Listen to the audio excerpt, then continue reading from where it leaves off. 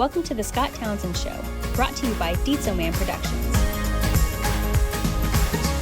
And they'll say, like, you know, I've cried my way through it, or even that I had to take a break while reading it to my kids just to like compose myself.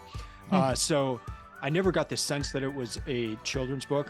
And then at the end of the series, there's this this book called The Wingfeather Tales that is it's 7 stories that they take bits and pieces of the Wingfeather Saga, which is a 4-book series, and they write like more about that. So it's 6 different authors that do that.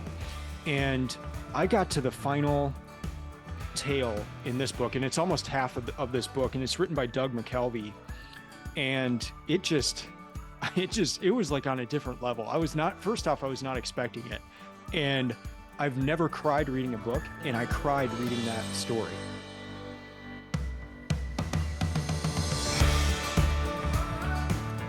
Hey, this is Scott Townsend. Welcome back to the Scott Townsend Show. And today I have with me a good friend, a recurring guest, a guy who reads lots of books, to say the least, and I think it's great. It's Erik Rostad from Franklin, Tennessee. Erik, how's it going? Pretty good. How you doing, Scott? I'm doing great.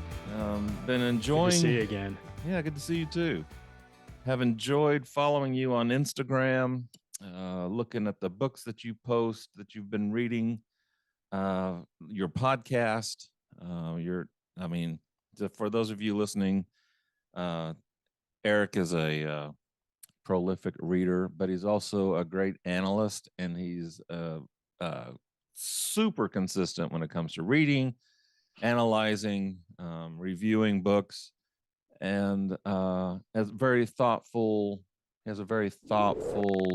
approach to reviewing the books that he reads. I wish I were half as thoughtful as you are about doing that. It intimidates me to try to write a 2-sentence review on a book, much less do an entire podcast on a book. It's been fun. You know, it was something that was suggested to me at first, and I was actually quite scared of it, because I'm one of those guys that I'll go somewhere and then I'll come home and just think about everything that I said to people. So the thought of like recording stuff that I was thinking and having that just be out there terrified me at first. But I found it to be a really good way to remember what I was reading. And so it doesn't need to be a podcast. I mean, you could just record something on your phone, but just that act of preparing something in an audible format to kind of consolidate what you've learned from a particular book. I can like the books I've done a podcast episode for, I remember more than the ones that I haven't done a podcast episode for. So for no other reason, just doing the podcast to help me remember books is a great way to remember books. And if people get stuff out of it, that's great. But it also really helps me to remember what I'm reading. So looking back on 2022, it's that time of year again when we start doing top 10 lists and all that stuff for 2022. What of the books you read, what would be your top 10 for 2022? Yeah, and that's always tough. I've got some that are clear, so I can definitely do like a top 5, and then I'll share another 5 that I don't know the exact order, but right. they were up there. So the first cool. one would be the Apocrypha, and I think the reason I liked it so much is I had never read it before. I was scared of it for much of my life, and it's kind of this book that lives between the Old Testament and the New Testament, but it's not in any Bible that I ever had growing up. So it's not in most Protestant Bibles. It will be in most Catholic Bibles. And then there's like some Ethiopian churches that use it, and some different other denominations and stuff will have the Apocrypha in there. But even within the Apocrypha, there's differences and all that. But what I think that the thing that startled me so much was just how much I enjoyed it. And then it's similar to the Bible in that there's a ton of different types of literature within the Apocrypha. So there's poetry, there's wisdom literature, there is history, there's kind of these like fantasy works too, where like at the beginning they say such and such was king of such and such, and that was not who was king. And so you just kind of set up right away, that, okay, this is a work of fantasy. So, but it was just so startling. And then also, for most of my life, I'd been told there's like this 400-year period of silence between the Old and New Testament, and it's not the case, because there's all this stuff here, especially like Maccabees is kind of the history. So it filled in some gaps, and then it just kind of like I look forward to reading it again. So I think, for nothing else, the surprise factor of the Apocrypha was why I would put that at number one. Number two would be the Wingfeather Saga. Oh, I was going to ask you about that. Yeah, I'm just going to kind of keep looking. I've got my books right above me here. The Wingfeather Saga would be number two. And so the author of that is Andrew Peterson, and this is a fantasy series. And it's kind of, I held off reading it for a while because the artwork and all that it looks like it's geared towards kids. And so I just thought, that I'm not the intended audience. But I read the series, and it was so deep. And I've seen a lot of other people post, like adults, that they'll be reading it, or that they're reading it to their kids, and they'll say, like, I cried my way through it, or even then I had to take a break while reading it to my kids just to like compose myself. So I never got the sense that it was a children's book. And then at the end of the series, there's this this book called The Wingfeather Tales that is it's 7 stories that they take bits and pieces of the Wingfeather Saga, which is a 4-book series, and they write like more about that. So it's 6 different authors that do that. And I got to the final tale in this book, and it's almost half of this book, and it's written by Doug McKelvey, and it was like on a different level. I was not expecting it, and I've never cried reading a book, and I cried reading that story. And so for some, and the reason I mention that is just like, for something to get past those barriers, like I've just never, I've read a ton of different types of books, and sad books and all that, and like, for some reason this just struck a chord, and I was crying. I couldn't believe it. So and he's a local author. I actually saw him yesterday, Doug McKelvey, and I was just I was amazed. So that's why, the whole series was great, but like that end just really topped it off, and that's kind of why that's number two.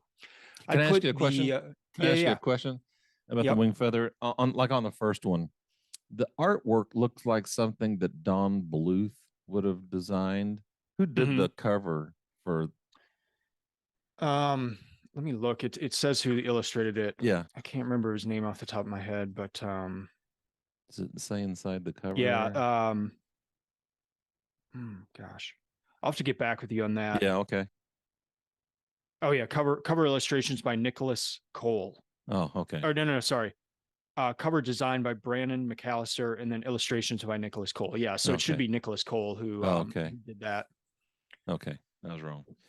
But they're great. I love the cover. It does kind of look like a kid's book, but I also thought, man, that looks so cool. I need to ask about that when I have it on the show. Yeah, you should give it a try. They kind of say it's a newer Narnia series, so maybe kind of a mix of Chronicle and Narnia and Lord of the Rings.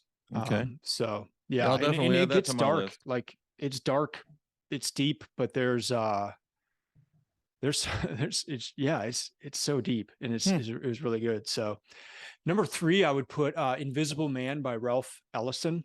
Oh yeah. And that was just another one of those that just I'd wanted to read it for a while. I'd actually bought it probably 20 years ago, and just never.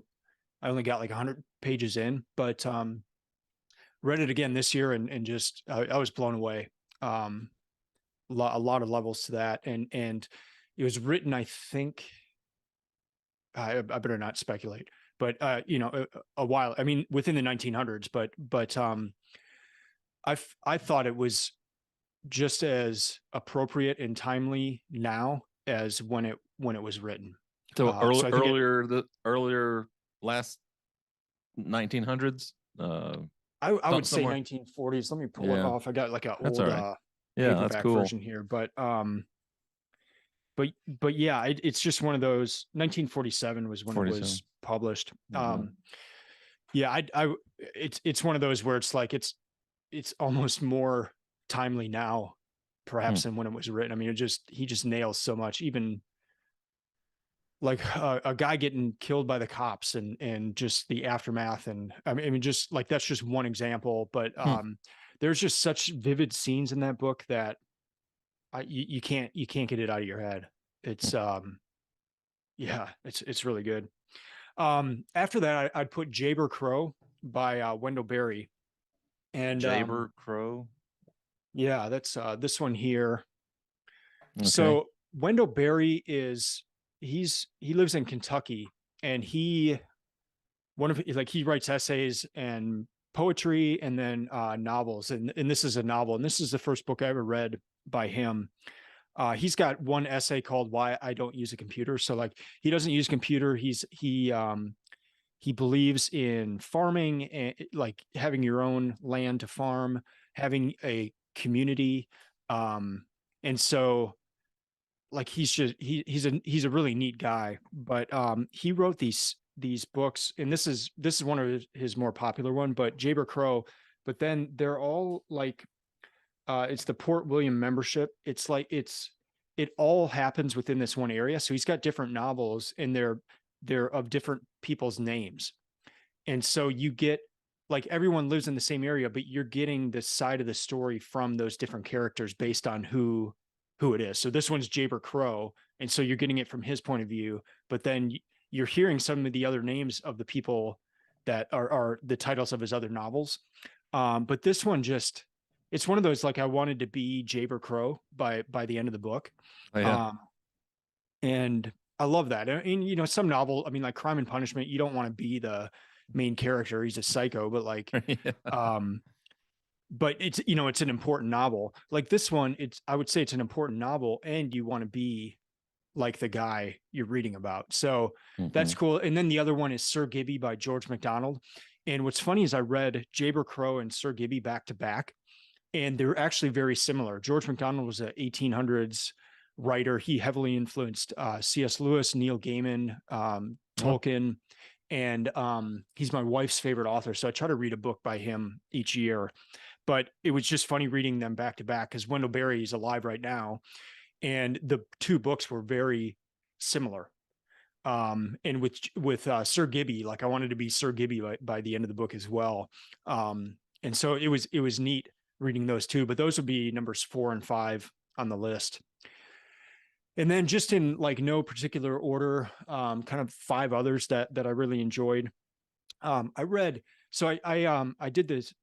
I don't know if you're familiar with the Catherine Project, but Zena Hitz put this together, and they do Zoom interviews, or not interviews, but Zoom reading groups. And so I signed up for one on 1st and 2nd Samuel in the Hebrew Bible, in the Old Testament. And I got accepted into that, and it was a group of maybe like 10, 15 people, and we would discuss 1st Samuel every week or something. And one of the books they suggested for that was the David story by Robert Alter. And what that is, Robert Alter is a Bible translator and commentator. And so the David story is just 1st and 2nd Samuel, but it's his translation and then his commentary. And what's really neat is in the commentary, he's saying why he chose a particular word, or like he'll mention like, you know, this word is the same word used in this part. And to just go through the King David story, like with that kind of commentary was really interesting. And then being part of this reading group was really fun. So yeah, I put the David story in there by Robert Alter. On Reading Well by Karen Swallow Prior. That was my first book of the year, and she goes through 12 virtues, but then ties them to works of literature, and then breaks up the virtues too, of like what kind of virtue, if it's a cardinal virtue, or I think she calls it some of them theological virtues, but then ties it to like a major novel. So that was just a fun book to start the year. The Road by Cormac McCarthy, that one was pretty impactful. And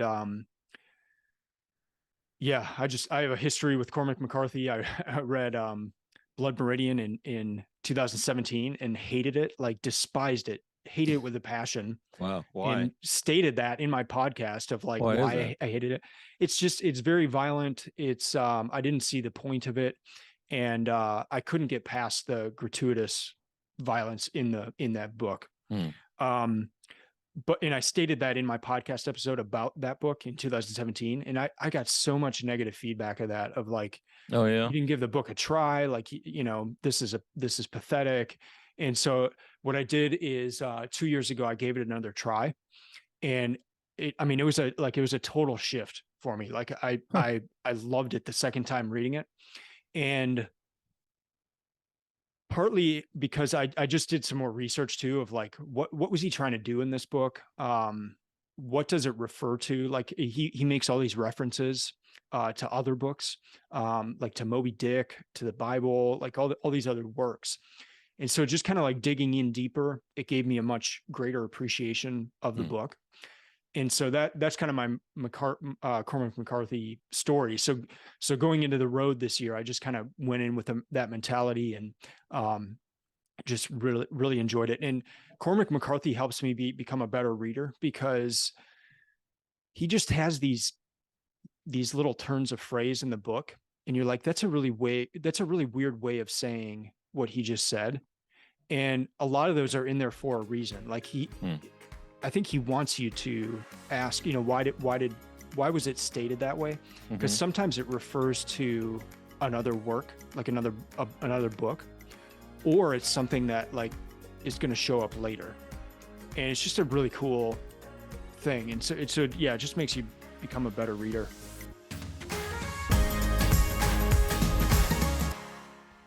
Thank you for joining the Scott Townsend Show. We'll be back right after this. Before we continue, the best way to support the Scott Townsend Show is by telling friends, family members, and becoming a patron at patreon.com/the Scott Townsend Show. So, yeah, we have awesome perks, personalized videos, personalized episodes, all kinds of cool stuff at different tier levels. Patreon allows us to do the show full time, part time, anytime. So, thank you so much for your support. I read my first Vonnegut book, Oh, yeah. Galapagos, and that was just fun. He's just I like his style. And then I read one called The Truth and Beauty by Andrew Clavin, and he writes about the major poets of the 19th century in England, like Coleridge, Keats, and these guys, like, they had a dinner together. And that's just part of the book, but like it's just amazing to I don't know much about poetry. I would like to understand it better, and this was just kind of a first step and a good introduction to some of these main poets. Like, what Mhm. were they going for? What were they trying to do? And then to see like how they influenced each other was really fascinating. Hmm. So those are kind of the top 10 from this year, and knowing that I still have I'm in the midst of book 50, and then I still have two more left, so that could change, but as of now, those are the top 10. So, going back to the David story, is it much different than what you'll get in the Bible, or is it a whole nother No, I mean, take on? it's a similar translation. I think it's just more like the commentary. One thing that sticks out is Robert Alter points out that the porch, or the roof area where David was when he saw Bathsheba bathing, would have likely been the same area that Absalom then slept with David's concubines. Hmm. So you did like that idea of the sins of the father being passed on to the son, and like, so that the exact place where David like started down that path of adultery, murder, Lies and all that. deception. Yeah, that's just terrifying as Yeah. as a father. Like, Mhm. the sins that I have, like, what they're passed on to my daughters, and then like it results in something like that. Like, it was just a terrifying thought, but like something I just never would have picked out. And so it's that kind of thing. Like he's pointing out stuff like that, or connections. It's interesting. And then it just helped me to read it in a different way too. Like Samuel, the prophet, there's a lot of problems with him. Like Saul, yes, there's problems, but he was also trying to do like a good job as king. You know, he's the first king of Israel. And so just like, I guess, kind of doing a deeper read into it, and it helped me do that. And so that was, I enjoyed that part of it. And then, part of that too is just being part of that reading group and having that help. What was the format like on that reading group on Zoom? Well, I guess there was a leader, and then there's 15 of you. Y'all all show up, and then, but do they ask questions, or they'll throw out questions and you guys answer them, or discuss it? How'd that go? Yeah, so there is a moderator, and our moderator was excellent, and she pretty much stayed out. Like, she would not interject unless things were just not going in a good direction. And then at the end, she shared a lot, which is really cool, because she wasn't talking a whole lot, and then at the very end, she would share things, which I thought was great. But yeah, she would present an initial question, like, based on your reading for this week, what do you think of this? And then that would just kind of guide the discussion. And she'd maybe have like 4 or 5 of those questions. And if I recall correctly, she might share like the first one by email prior to the call, but most of the time it was just, you got the question, you had to think about it, and then discuss it. And yeah, the format was just so good, and just caused you to question ways you had read something your whole life. And did this cost anything? Was there no, it's free. But yeah, so follow Catherine Project on Twitter, and then they have a newsletter. I think they're about to release their list of books for the coming year. So you want, like, once they release that, you have to sign up like right away, because they fill up. But if you see a book on there that you want to read, I would sign up for it, because it's a really neat experience. Of the books you read in 2022, this is kind of a silly question. What was the worst book? Or should I say, which one did you like the least? We'll just put it that way. Not necessarily the least, but yeah, let me kind of pivot that question into, I read The Origin of the Family, Private Property in the State by Friedrich Engels.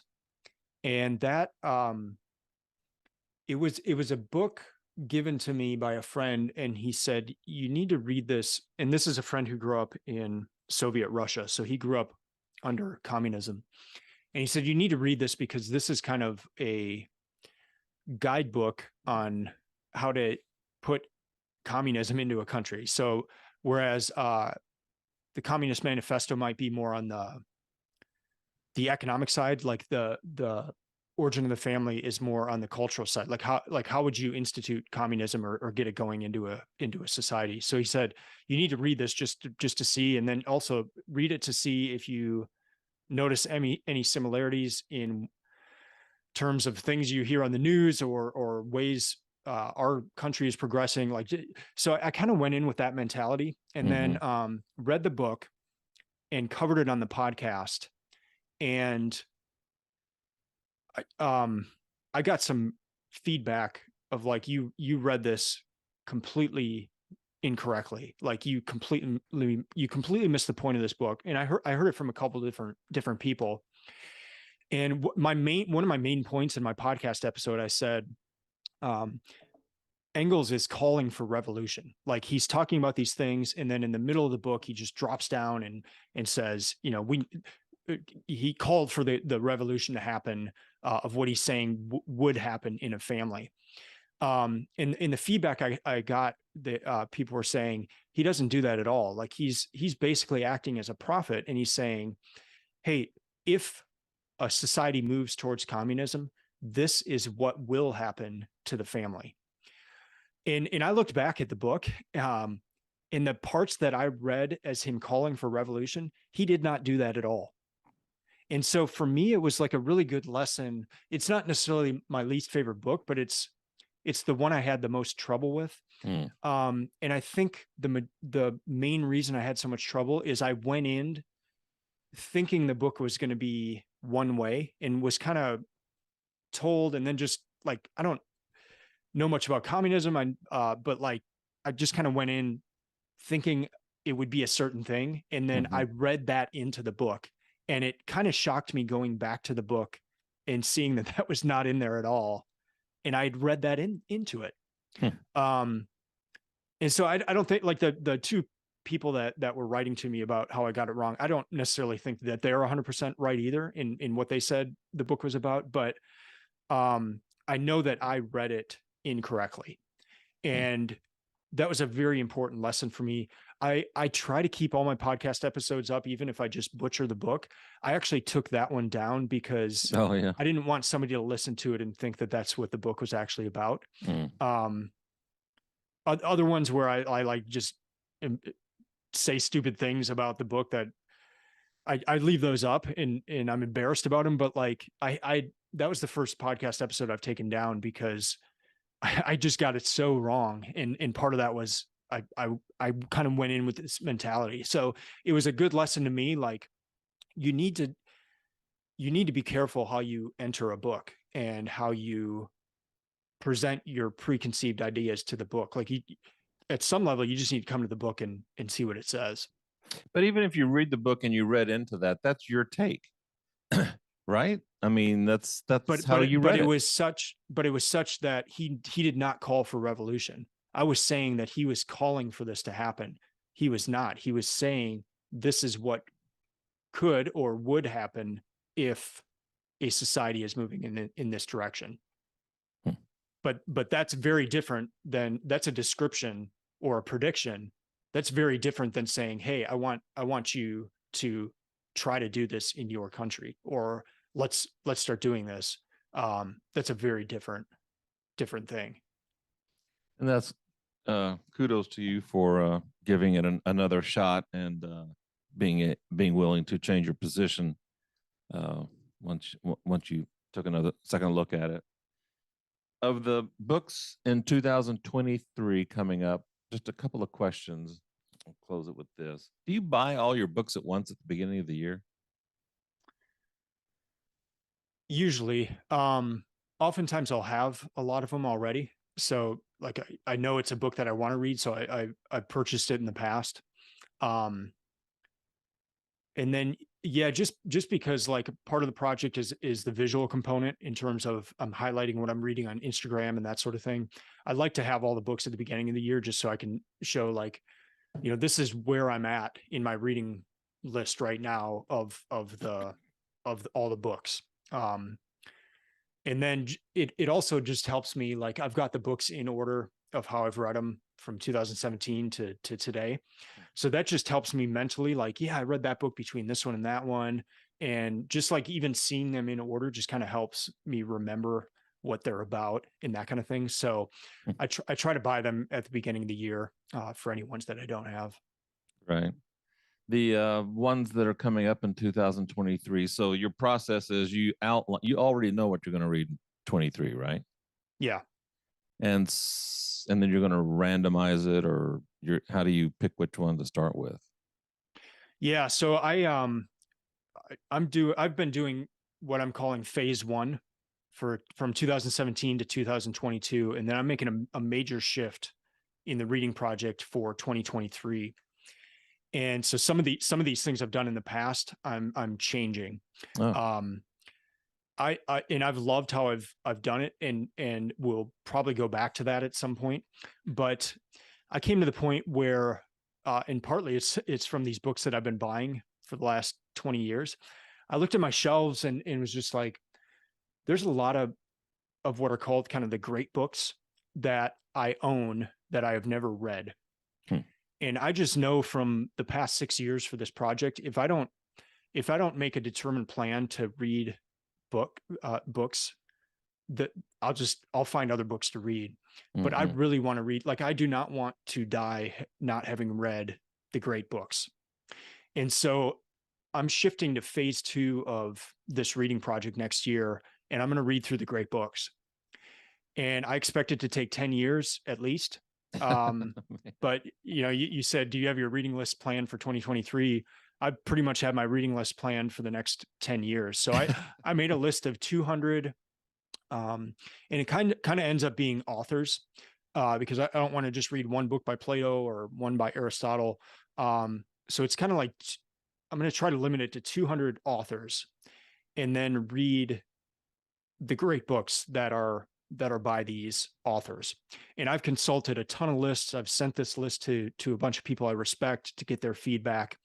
And so what I'm going to do is read through the great books. And then for each great book, I'm going to have a subject matter expert I can interview on the podcast, or another book that helps understand that great book. So I'll start by reading the actual great book and then do one of these supplemental books, or talk to somebody who's a subject matter expert, or read an article, or even some of these, there might be an opera that was written kind of in association with the book, or there's a movie. So I'll have some sort of a thing that goes with that great book. And then, yeah, I'm just going from the oldest one to the newest one, and 10 years or 10 years plus. And so I'm dropping the 52 books a year just because some of these books so big. But I just, have I will have the list in the sense of just here are the books, and then I'm going to go on that, go in order. I've posted it on the website, but I have sought the help of the community, and would love the help of you and your readers as well, just if they know of any supplemental materials, or if they suggest another great book that I've missed on my list. That's right on the website as well. And the website's booksoftitans.com. Yeah. Yep.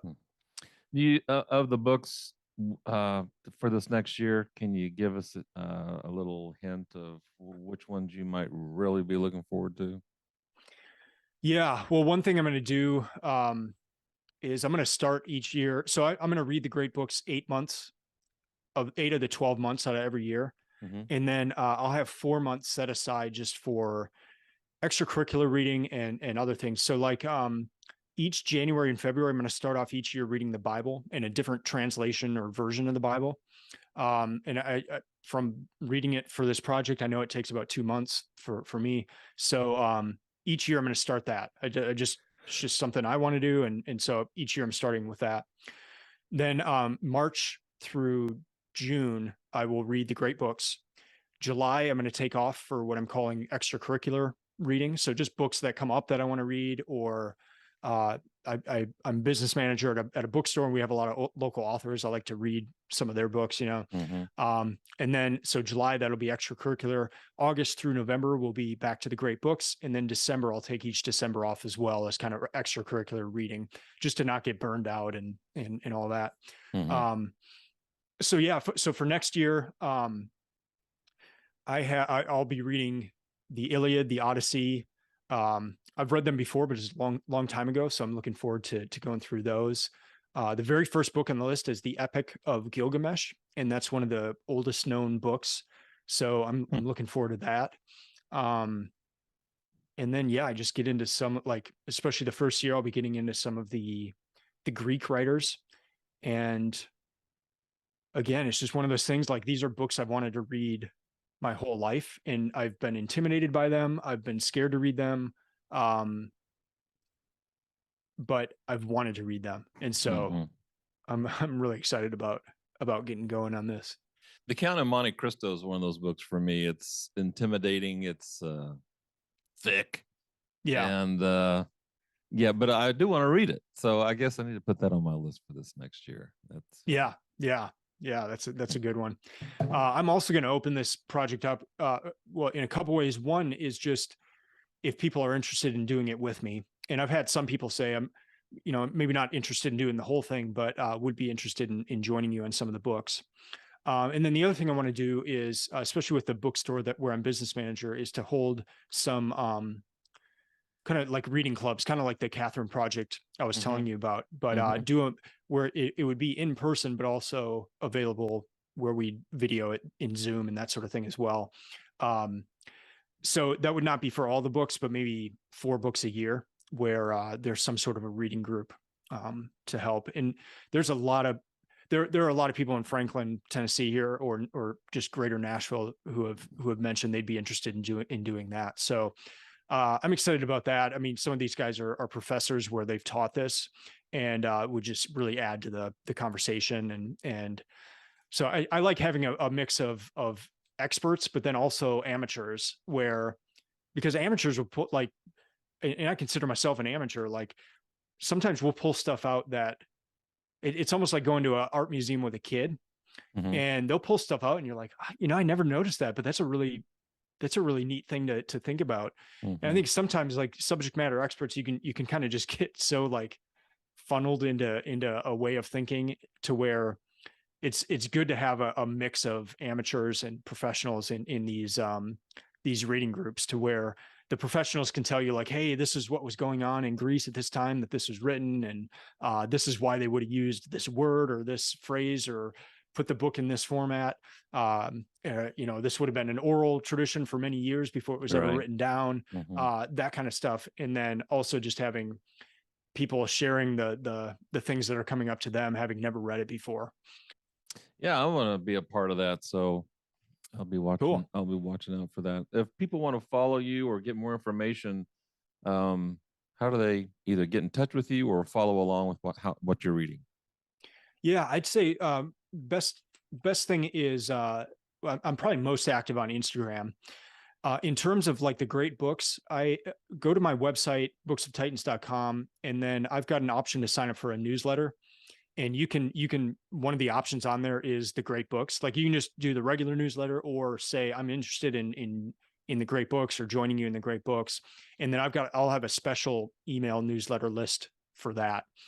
So I'll do just, specific communication around that for people who are only interested in that. I don't want to bombard the regular newsletter with great book stuff. But it will be a big part of the next 10 or so years. So, but yeah, I Right. plan to keep the podcast going. I want to talk about the books as I'm reading them, and that sort of thing. But yeah, You, I'm thrilled. I been collecting these books for a long time, and just excited to read them. do you do your podcast only after you've finished the book, or do you talk about it as you're reading the book? It's usually after I've finished it. But I've thought about, like with the great books, some of them are going to be really long, of doing kind of in between, and maybe, initial thoughts type thing. And yeah, I'm open to experimenting with the podcast going forward. Just because some of the, if I'm doing a regular output, some of these books are going to take so long that I may need to do some episodes kind of within the book. Well, Eric, I really appreciate you joining us again. Your commitment to reading is just unbelievable, and your insight, the things you have to say, your reviews, your podcast, your Instagram. I mean, it looks good. You have good things to say and great insight, and I have enjoyed following you and your reading now for probably 2 years now, 2, 3 years. I'm not sure how long, but Cool. keep up the good work. Yeah, you too. Yeah, it's fun following you as well. So for Erik Rostad, this is Scott Townsend. Thanks for watching, listening to the Scott Townsend Show. Have a great day. Everything's going to be all right. And we'll talk to you later.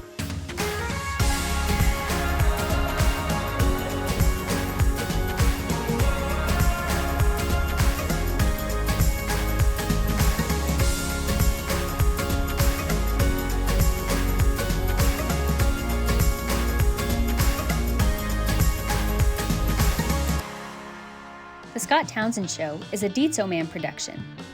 For more episodes, visit the Scott Townsend Show YouTube channel, listen on Apple Podcasts, or wherever you listen to your favorite shows.